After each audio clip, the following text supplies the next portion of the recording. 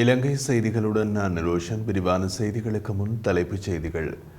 ஊழியர் சேமலாப நிதியை செலுத்த தவறிய நிறுவனங்களுக்கு எதிராக சுமார் 15,000 வழக்குகள் நிலுவையில் உள்ளதாக வெளிப்படுத்தப்பட்ட தகவல்.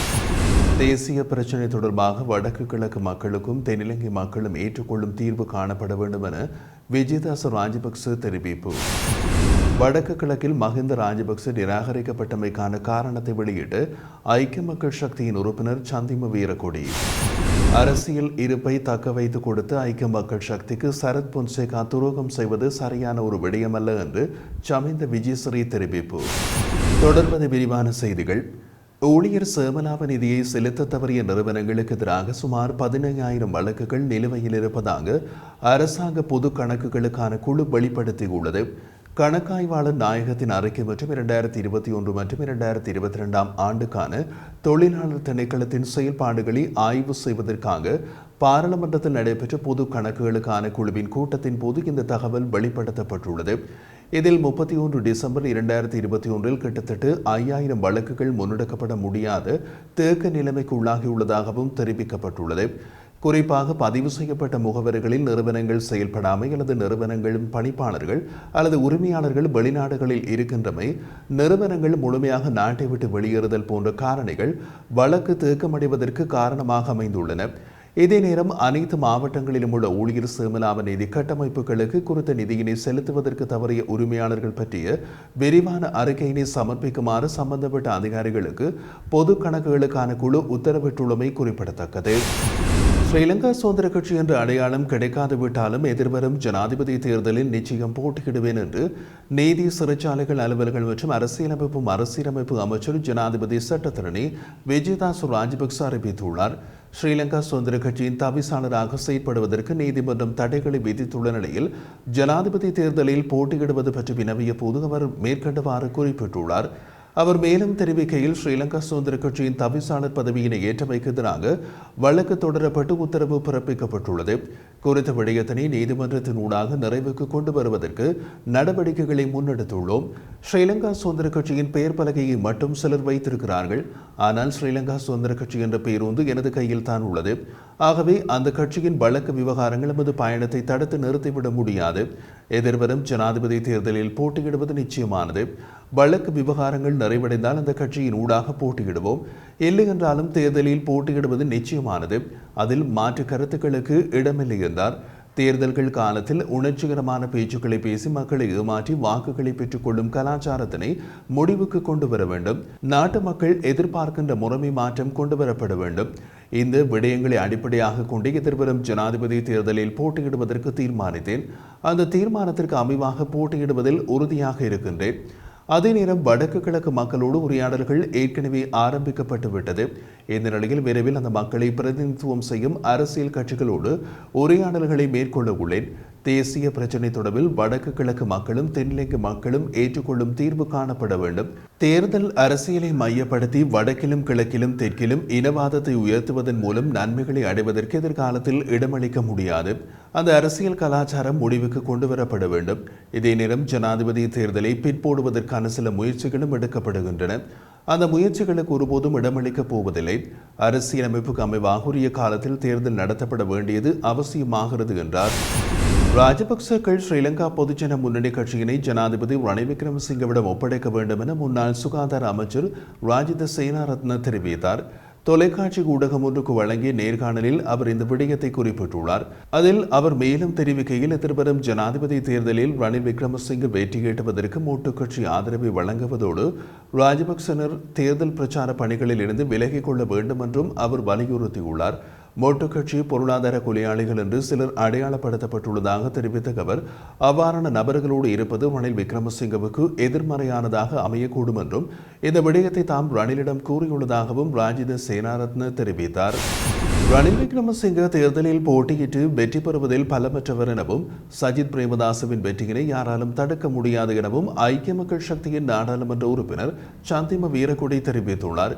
கொழும்பில் இடம்பெற்றிருந்த ஊடகவியலாளர் சந்திப்பொன்றில் இவ்வாறு தெரிவித்த அவர், ரணில் விக்ரமசிங்க தேர்தலில் போட்டியிடுவாராக இருந்தால் எமது கட்சி மேலும் வலுப்பெறும் என்றும் தெரிவித்தார். தொடர்ந்தும் குறிப்பிட்ட அவர் ரணில் விக்ரமசிங்க தேர்தலில் போட்டியிட்டு வெற்றி பெறுவதில் பலமற்றவர். அவரை போன்ற வேட்பாளர் ஒருவராக முன்னிலையானால் அவருடன் இருப்பவர்களும் எம்முடன் வந்து இணைந்து கொள்வார்கள். இதனால் சஜித் பிரேமதாசவின் வெற்றியினை யாராலும் தடுக்க முடியாது. ஐக்கிய மக்கள் சக்தி எதிர்காலத்திற்கு சிறந்த கட்சி என்பதை போன்று நாட்டுக்கும் சிறந்த கட்சி. சஜித் பிரேமதாசவை போன்ற ஒரு தலைவர் கிடைப்பது கடவுளின் ஆசீர்வாதமாகும். அத்துடன் தற்போதைய சர்வதேச நாணய நிதியத்தின் செயற்பாடுகளும் தேர்தலை நோக்கியதொன்றாகும். பிள்ளையான் போன்ற தீவிரவாத குழுக்களுடன் தொடர்புடைய தலைவர்கள் முன்னாள் ஜனாதிபதி மஹிந்த ராஜபக்சவுடன் இருந்தமையினால் வடக்கு கிழக்கு மக்கள் மஹிந்த ராஜபக்சவை நிராகரித்தார்கள். அத்தோடு ரணில் விக்ரமசிங்கவுக்கு வடக்கு கிழக்கில் ஆதரவு கிடைத்தமைக்கான காரணமும் பிள்ளையான் போன்றவர்கள் அவர் இணைத்துக் கொள்ளாததால் தான் என்றும் சந்திம வீரக்கொடி தெரிவித்தார். தனது அரசியல் வாழ்க்கைக்கு பாதுகாப்பு வழங்கிய அரசியல் இருப்பை தக்க வைத்துக் கொடுத்த ஐக்கிய மக்கள் சக்திக்கு சரத் பொன்சேகா துரோகம் செய்வது முறையல்ல என்று ஐக்கிய மக்கள் சக்தியின் உறுப்பினர் சமிந்த விஜயஸ்ரீ தெரிவித்தார். கொழும்பில் இடம்பெற்றிருந்த ஊடகவியலாளர் சந்திப்பில் இதனை தெரிவித்த அவர், ஐக்கிய மக்கள் சக்தியின் தவிசாளர் என்ற ரீதியில் சரத் பொன்சேகாவுக்கு வழங்கப்பட்டிருந்த கடமைகள், எதிர்கால அரசியல் மற்றும் எதிர்பார்ப்புகள் என்னவென்று கட்சியின் தலைவரால் அவருக்கு மிக தெளிவாக வழங்கப்பட்டிருந்தது. அதற்கு மேல் அவருக்கு வேறொரு அரசியல் கட்சி வேறு நோக்கம் வேறு எதிர்பார்ப்புகளை வழங்கி இருக்கக்கூடும். இந்த நாட்டில் மீண்டும் இராணுவத்தில் செயற்பட்ட ஒருவரிடம் நாட்டை ஒப்படைக்க வேண்டிய அவசியம் நாட்டு மக்களுக்கு கிடையாது என்று நினைக்கின்றேன். 2019ஆம் ஆண்டு கோட்டாபய ராஜபக்சவிடம் நாட்டை ஒப்படைத்து என்ன நடந்தது என்பது அனைவருக்கும் தெரியும். மோசமான கொள்கைக்கார அரசியல் தலைவர்களுக்கு அரசியல் ரீதியாக சட்டப்படி எவ்வாறான தண்டனைகளை வழங்க முடியும் என்பது குறித்து பொறுப்பினை நாம் சரத் பொன்சேகாவுக்கு வழங்கியிருந்தோம். அதையும் தாண்டி அவர் என்ன எதிர்பார்க்கின்றார் என்பது தெரியவில்லை. அவரின் அரசியல் வாழ்க்கையினை பாதுகாத்த அரசியல் இருப்பை தக்க வைத்துக் கொடுத்து ஐக்கிய மக்கள் சக்திக்கு அவர் துரோகம் செய்வது சரியான ஒரு விடயமல்ல என்று தெரிவித்தார்.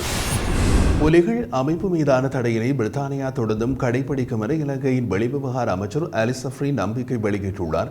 இந்த விடயம் தொடர்பாக அவர் தனது எக்ஸ் தளத்தில் வெளியிட்டிருந்த பதிவொன்றில் இவ்வாறு குறிப்பிட்டுள்ளார். தடை செய்யப்பட்ட அமைப்புகளின் மேன்முறையீட்டு ஆணையம் என்பது பிரித்தானிய நாடாளுமன்றத்தினால் அங்கீகரிக்கப்பட்ட சுயாதீனமான நீதிமன்றம் என்றும் இந்த ஆணையத்தில் ஓய்வு பெற்ற மூத்த உயர்நீதிமன்ற நீதிபதிகளே இந்த தீர்ப்பை வழங்கியுள்ளதாகவும் வெளிவிவகார அமைச்சர் குறிப்பிட்டார். தனிநாட்டு கோரிக்கைக்கு ஆதரவு வழங்குகின்ற நாடு கடந்த தமிழீழ அரசாங்கமே தடையினை நீக்குமாறு கூறிய அதே நேரம் நாடு கடந்த தமிழீழ அரசாங்கம் ஐக்கிய ராஜ்யத்தில் தடை செய்யப்படவில்லை என்றும் அவர் தனது எக்ஸ் தள பதிவில் குறிப்பிட்டுள்ளார். நாடு கடந்த தமிழீழ அரசாங்கம் அகிம்சை வழிமுறைகள் மூலம் தனிநாடு என்ற நோக்கத்தை அடைவதற்கு முயற்சிக்கின்றது. சர்வதேச நாடுகள் புலிகள் அமைப்பு மீதான தடையை நீக்கச் செய்வதன் மூலம் தாங்கள் மீண்டும் புத்துணர்வினை பெறும் நிலையினை உருவாக்குவதே புலிகள் அமைப்பின் சர்வதேச வலையமைப்பு கொண்டுள்ள மூலோபாய அணுகுமுறை என்றும் அலி சஃப்ரி குற்றம் சுமத்தியுள்ளார். முன்னதாக பிரித்தானியாவில் புலிகள் அமைப்பு தடையினை நீக்குமாறு நாடு கடந்த தமிழீழ அரசாங்கத்தால் முன்வைக்கப்பட்ட கோரிக்கை தடை செய்யப்பட்ட அமைப்புகளின் மேன்முறையீட்டு ஆணையத்தினால் நிராகரிக்கப்பட்டது. சமர்ப்பிக்கப்பட்டிருந்த மேன்முறையீட்டு மனுவில் மனுதாரர்கள் தரப்பினர்களிடம் விரிவான சாட்சி அறிக்கைகள் கடந்த 13 மற்றும் 14ஆம் தேதிகளில் மேன்முறையீட்டு நீதிமன்றத்தில் முன்வைக்கப்பட்ட நிலையில் அந்த மேன்முறையீடு தொடர்பான தீர்ப்பு கடந்த 21ஆம் தேதி அறிவிக்கப்பட்டுள்ளது. அத்துடன் தடை செய்யப்பட்ட அமைப்புகளின் மேன்முறையீட்டு ஆணையத்தினால் முன்வைக்கப்பட்ட தீர்ப்பு பிரித்தானிய நீதிமன்றத்திற்கும் அனுப்பி வைக்கப்பட்டுள்ளதாக தெரிவிக்கப்படுகிறது. எனினும் இந்த தகவலை நாடு கடந்த தமிழீழ அரசாங்கம் உறுதிப்படுத்தவில்லை என்பதும் குறிப்பிடத்தக்கது. ரணில் விக்ரமசிங்கவுடன் எவ்வித இணக்கப்பாடும் கிடையாது எனவும் ரணில் விக்ரமசிங்கவுக்கும் மஹிந்த ராஜபக்சவுக்கும் இடையில் மட்டுமே தொடர்பு உண்டு எனவும் தேசிய மக்கள் சக்தியின் பொதுச் செயலாளர் டெல்வின் சில்வா தெரிவித்தார். ரணில் விக்ரமசிங்கவோடு இணக்கப்பாடுகளை ஏற்படுத்திக் கொண்டுள்ளதாக சிலர் பொய்யான வதந்திகளை பரப்பி வருவதாக தெரிவித்த டெல்வின் சில்வா, தேசிய மக்கள் சக்தி வெற்றியீட்டும் என்ற காரணத்தினால் உள்ளூராட்சி மன்ற தேர்தல்கள் ஒத்திவைக்கப்பட்டது. அத்துடன் கூட்டுறவு சங்க தேர்தல் ஒன்றிலேனும் தேசிய மக்கள் சக்தி வெற்றியீட்டக்கூடாது என்று முயற்சிக்கப்படுவதாகவும் அவர் தெரிவித்தார். ரணில் விக்ரமசிங்கவோடு இணைந்து கொள்வது குறித்து ஐக்கிய மக்கள் சக்தியின் தலைவர்கள் பேச்சுவார்த்தை நடத்தி வருவதாகவும் டெல்வின் சில்வா குறிப்பிட்டுள்ளார்.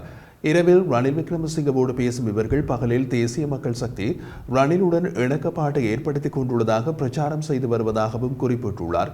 இதேவேளை ஐக்கிய மக்கள் சக்தியின் 19 சிரேஷ்ட உறுப்பினர்கள் அரசாங்கத்தின் பன்முகப்படுத்தப்பட்ட நிதியை பெற்றுக் கொண்டுள்ளதாகவும் டெல்வின் சில்வா மேலும் சுட்டிக்காட்டியுள்ளார்.